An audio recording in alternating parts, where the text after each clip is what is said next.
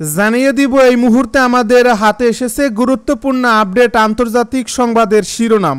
শুরুতেই থাকছে ইসরায়েলের 16 পাইলট নিহতের দাবি ইরানের। এদিকে পাকিস্তানের জাহাজ ইসরায়েলের ব্যাপক ক্ষেপণাস্ত্র হামলা।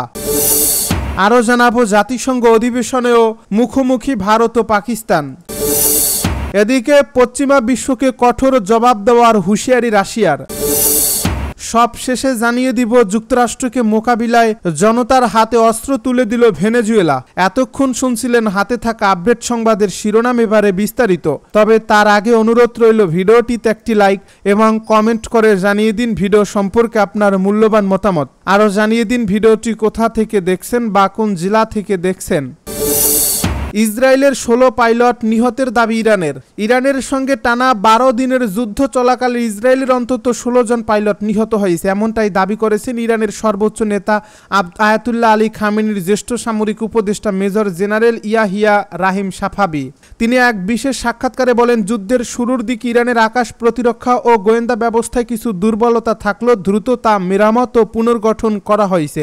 তার ভাষায় প্রথম 2 থেকে 3 দিনে কিছু ঘাটতি দেখা দিলেও চতুর্থ দিন থেকে যুদ্ধের মোড় ঘুরে যায়। শেষ পর্যায়ে এসে ইরান পূর্ণ আধিপত্য প্রতিষ্ঠা করে। রাহিম সাফাবির দাবি, বিদেশি মূল্যায়ন অনুসারে প্রায় 60% পর্যবেক্ষক ইরানকেই এ যুদ্ধে বিজয়ী হিসেবে চিহ্নিত করেছেন। তিনি বলেন, ইসরায়েল তাদের ঘোষিত কোনো লক্ষ্যই অর্জন করতে পারেননি। ইরানের ভেতরে অস্থিতিশীলতা সৃষ্টি করতে, না গুরুত্বপূর্ণ অবকাঠামো কিংবা সামরিক ও পারমাণবিক স্থাপনায় বড় ধরনের ক্ষতি করতে, বরং ইরান তার সব উদ্দেশ্য পূরণে সফল হয়েছে। তিনি আরও জানান, এই অভিযানে ইরানি বাহিনী শত্রুপক্ষের কমান্ডো ও কন্ট্রোল সেন্টার, বিদ্যুৎ কেন্দ্র ও বিভিন্ন টার্মিনালে হামলা চালায়, যা ইসরায়েলকে দুর্বল করে ফেলে। তার দাবি, এই অভিযানে 16 জনেরও বেশি ইসরায়েলি পাইলট নিহত হন এবং শত্রুপক্ষকে 600 থেকে 640টির বেশি আকাশ প্রতিরক্ষা ক্ষেপণাস্ত্র ব্যবহার করতে বাধ্য করা হয়। তিনি বলেন, ইরান বর্তমানে মহাকাশ ও বিমান প্রতিরক্ষা সরঞ্জাম পুনর্গঠন করছে। কিছু আকাশ প্রতিরক্ষা ব্যবস্থা, রাডার সিস্টেম, ক্ষেপণাস্ত্র ইউনিট ও বিমান বাহিনীর কিছু অংশ ক্ষতিগ্রস্ত হলেও নতুন কমান্ডার নিয়োগ ও পুনর্গঠন প্রক্রিয়ার মাধ্যমে সক্ষমতা দ্রুত পুনরুদ্ধার করা হচ্ছে। পাকিস্তানের জাহাজে ভয়াবহ ইসরায়েলের হামলা। পাকিস্তানের 24 নাগরিক সহ 27 জন ক্রু বহনকারী একটি জ্বালানি ট্যাঙ্কার ইসরায়েলি ড্রোনে হামলার শিকার হয়েছে। ইয়েমেনের একটি বন্দরে থাকা অবস্থায় এই জাহাজটিকে টার্গেট করে ইসরায়েল। শনিবার এই ঘটনার তথ্য প্রকাশ করেছেন পাকিস্তানের স্বরাষ্ট্রমন্ত্রী মোহসিন নকভি। মন্ত্রী জানান, সেপ্টেম্বর 17 তারিখে ট্যাঙ্কারটি ইয়েমেনের রাস ইসা বন্দরে অবস্থান করছিল, যা হুতি বিদ্রোহীদের নিয়ন্ত্রণাধীন। এই হামলার সময় ট্যাঙ্কারের ক্রুতে পাকিস্তানের পাশাপাশি 2 জন শ্রীলঙ্কান এবং 1 জন নেপালি ছিলেন। ট্যাঙ্কারের ক্যাপ্টেনও পাকিস্তানি। হামলার পরে ট্যাঙ্কারে বিস্ফোরণ ঘটে, তবে ক্রু সদস্যরা দ্রুত আগুন নিয়ন্ত্রণে আনতে সক্ষম হন। নকভি জানান, এরপর হুতি নৌযান ট্যাঙ্কার থামায় এবং ক্রুদের জাহাজে বন্দী করে রাখে। তবে বর্তমানে ট্যাঙ্কার এবং তার ক্রুরা হুতিদের হাত থেকে মুক্ত হয়ে ইয়েমেনের জলসীমার বাইরে পৌঁছেছে।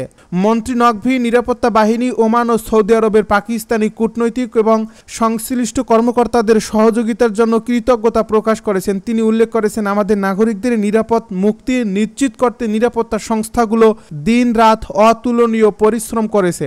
পাকিস্তানের পররাষ্ট্র মন্ত্রণালয় আগেই জানিয়েছিল, ট্যাঙ্কারের 24 পাকিস্তানি ক্রু নিরাপদে আছেন এবং বর্তমানে ইয়েমেনের জলসীমার বাইরে যাচ্ছে।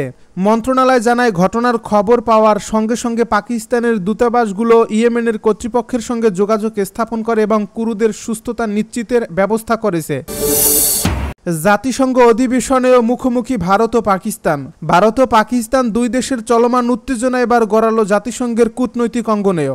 জাতিসংঘের 80তম সাধারণ অধিবেশনে আবারও মুখোমুখি এই 2 প্রতিবেশী। একে অন্যের উপর দোষ চাপানো, অভিযোগ, শক্তি জাহির, বিজয় দাবি পিছিয়ে নেই কেউ। স্থানীয় সময় শুক্রবার অধিবেশনে দেওয়া বক্তব্যে পাকিস্তানের প্রধানমন্ত্রী শেহবাজ শরীফ দাবি করেন, ভারতের অপারেশন সিঁদুরে পাকিস্তান বিজয়ী হয়েছে। তারা ভাষায়, ভারত দম্ভ ভরে হামলা চালালেও ইসলামাবাদ তাদের লজ্জিত করে ফিরিয়ে দিয়েছে। তবে একই সঙ্গে তিনি আলোচনার আগ্রহ প্রকাশ করে বলেন, পাকিস্তান ভারতের সঙ্গে সব অমীমাংসিত বিষয়ে যৌক্তিক ও ফলপ্রসূ সংলাপে প্রস্তুত। দক্ষিণ এশিয়ায় ভয়াবহ যুদ্ধে এড়াতে মধ্যস্থতা করা যুক্তরাষ্ট্র যুক্তরাষ্ট্রের প্রেসিডেন্ট ডোনাল্ড ট্রাম্পের ভূয়সী প্রশংসা করেন তিনি। শেহবাজ বলেন, যদি ট্রাম্প সময়মতো দৃঢ়ভাবে হস্তক্ষেপ না করতেন তবে পূর্ণাঙ্গ যুদ্ধের পরিণতি হতো ভয়াবহ। শেহবাজের এই বক্তব্যের পরপরই অধিবেশনে উপস্থিত ভারতীয় কূটনীতিবিদ পেতাল পাইলট পাল্টা মন্তব্য করেন। তিনি বলেন, বিমান ঘাঁটির পোড়া হ্যাঙ্গার আর ধ্বংস হওয়া রানওয়ে যদি পাকিস্তানের চোখে বিজয় হয় তবে সেই জয় তাদেরই ভোগ করতে দেওয়া হোক। তিনি আরও অভিযোগ করেন, পাকিস্তান সন্ত্রাস মোকাবিলার বদলে বরং জাতিসংঘের সন্ত্রাসীদের রক্ষায় ভোট দিয়েছে। শনিবার অধিবেশনে ভারতের পররাষ্ট্রমন্ত্রী এস জয়শঙ্কর বলেন, তিনি পেহেলগামের হামলায় পর্যটক হত্যার প্রসঙ্গ টেনে বলেন, মোদী সরকার সন্ত্রাসীদের বিচারের মুখোমুখি করেছে। পাকিস্তানকে সরাসরি বিশ্ব সন্ত্রাসের কেন্দ্রবিন্দু আখ্যা দিয়ে তিনি আন্তর্জাতিক সহযোগিতা জোরদারের আহ্বান জানান। এবারে পশ্চিমা বিশ্বকে কঠোর জবাব দেওয়ার হুঁশিয়ারি রাশিয়ার পররাষ্ট্রমন্ত্রী সের্গেই লাভরভ পশ্চিমা বিশ্বকে হুঁশিয়ারি করে বলেছেন, মস্কোর বিরুদ্ধে কোনো ধরনের আগ্রাসন চালানো হলে তার জবাব কঠোরভাবে দেওয়া হবে। গতকাল শনিবার জাতিসংঘের সাধারণ পরিষদে দেওয়া ভাষণে তিনি এই হুঁশিয়ারি দেন। লাভরভ বলেছেন, রাশিয়ার আকাশ সীমায় উড়োজাহাজ ভূপাতিত করার কোনো চেষ্টা হলে তার ফলাফল হবে ভয়াবহ। একই সঙ্গে তিনি অভিযোগ করেন, জার্মানি যুদ্ধের ভঙ্গিমায় কথাবার্তা বলছে। ইউক্রেনে রাশিয়ার যুদ্ধ চলার মধ্যে সাম্প্রতিক সপ্তাহগুলোতে ন্যাটোর পূর্বাঞ্চলীয় সীমান্তে উত্তেজনা বেড়েছে। এস্তোনিয়া বলেছে, মস্কো তাদের আকাশ সীমায় 3টি যুদ্ধবিমান পাঠিয়েছে। এছাড়া ন্যাটোর যুদ্ধবিমান পোল্যান্ডের আকাশ সীমায় রুশ ড্রোন ভূপাতিত করেছে। লাভরভ বলেন, আমাদের দেশের বিরুদ্ধে যে কোনো আগ্রাসনের জবাব হবে কঠোর, বিশেষ করে ন্যাটো ও ইউরোপীয় ইউনিয়নে যারা তাদের ভোটারদের বলছেন যে রাশিয়ার সঙ্গে যুদ্ধ অনিবার্য, তারা নিঃসন্দেহে এটা জেনে রাখুন। নিজেদের আকাশ সীমায় মাঝে মধ্যে রাশিয়ার ড্রোন বা যুদ্ধবিমানের উপস্থিতির ঘটনায় দেশটিকে নিয়ে উদ্বেগের মধ্যে আছে পূর্ব ইউরোপের দেশগুলোতে রাশিয়াকে শীতল যুদ্ধের পর থেকে সবচেয়ে বড় হুমকি হিসাবে দেখা হয়।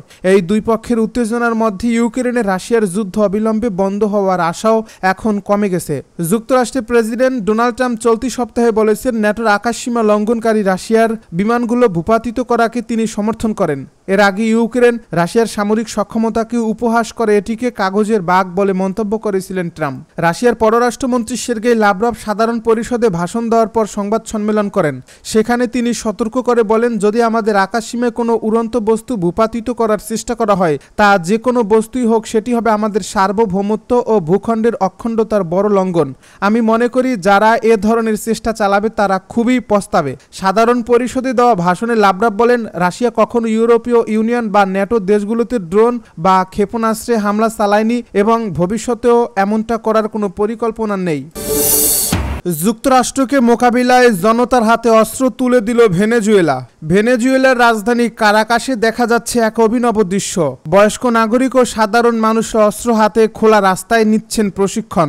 ব্রিটিশ সংবাদ মাধ্যম বিবিসি নিউজের প্রতিবেদনে বলা হয়, দক্ষিণ ক্যারিবীয় অঞ্চলে যুক্তরাষ্ট্রের নৌবাহিনী মোতায়েন ও তাদের হামলায় অন্তত 17 জন নিহত হওয়ার পর একে অঘোষিত যুদ্ধ আখ্যা দিয়েছেন ভেনেজুয়েলার প্রতিরক্ষামন্ত্রী ভ্লাদিমির পাদ্রিনো।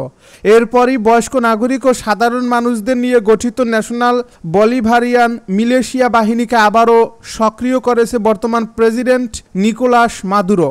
শহরের 23 দে এন্ড্রো এলাকায় বসবাসকারী 68 বছরের এডিথ পেরোলেসো আবার প্রস্তুত হচ্ছেন সামরিক পোশাকে রাস্তায় নামতে। প্রয়াত প্রেসিডেন্ট হুইগো সাভেজের আহ্বানে 2009 সালে গঠিত এই বাহিনীটিতে তরুণ বয়সে যোগ দিয়েছিলেন তিনি। পেরোলেসের ভাষায়, আমাদের মাতৃভূমি রক্ষা করতে হবে, ডাক এলেই আমি রাস্তায় নামব।